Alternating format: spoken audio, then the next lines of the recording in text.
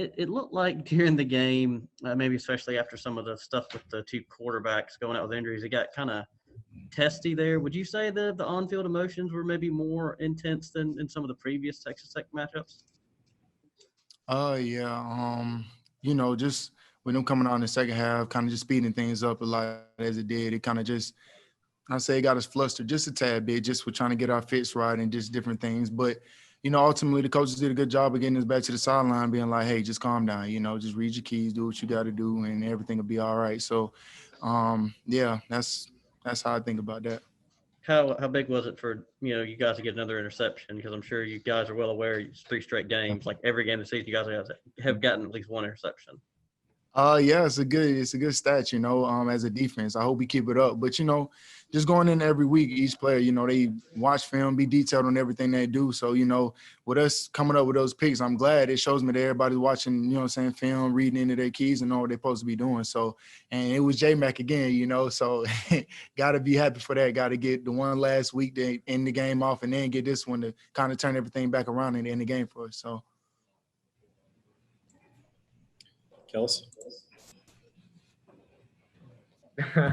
Hey, Elijah, what are your thoughts on just this freshman class and what they've done so far? Oh, man, the freshman class has been huge, from Mosey to the Deuce to Will Howard stepping up today to TJ Smith doing his thing today. He did. It just shows the true testament to our team. We have that next man up mentality no matter if you're on offense, defense, or special teams. When you come in, you got to do your job and just do it to your best ability. And I think all the new guys, the new freshmen that are coming in, they've stepped up and showed their role really well. So I'm proud of each and every one of them. Like I said, the guys that I called out just right now and then probably the few that I missed, I'm just proud of them all to just come in and do their thing and show their talents. So you guys had to go through several reviews there in the second half on possible targeting. Did the coaches have to say, I don't know, adjust your tackling just a little bit here so we can quit that? With mine, I was a little high on that, but they weren't kind of worried about it. I was worried about the next play up, next man mentality. Just say, keep your emotions down. Don't get flustered at the call, even if it is one. Just take it like a champ and just go ahead and go into the locker room. But luckily, it didn't get called. Even TJ's, too. But I will say we got to lower our target that we, hitting. But hey, just got to do better next week with all that. So. Fitz?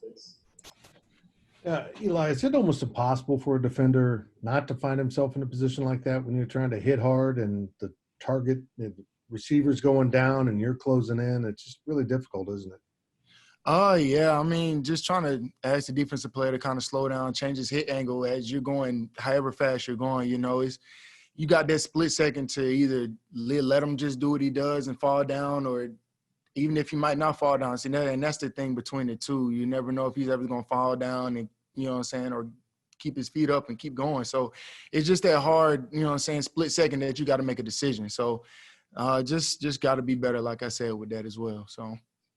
And what did Tech do to you in the second half that the defense gave you so much trouble?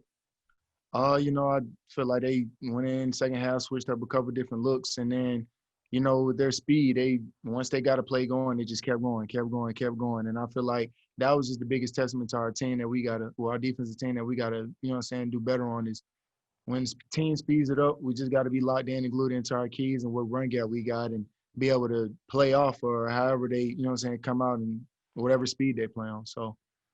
And you're kind of the old man of the press room today. You three freshmen have been in.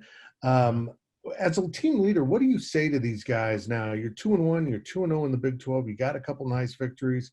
What's your message to this younger bunch? Stay consistent. Whatever you was doing from the Oklahoma week to now, just keep doing it. Whether it was watching film, taking an extra couple reps after practice, doing different things, just keep on pushing, keep on doing what you was doing. Don't lack or fall off in any of your preparation that you was doing, And I feel like the freshmen that we had in and even the guys on other guys on the team that played, I feel like we did good from Oklahoma week to this week to continue that and stay up with our keys and keep preparing like we're 1-0, 0-0, So. Very good. Thank you. Yes, sir. Last one here, Ryan Black.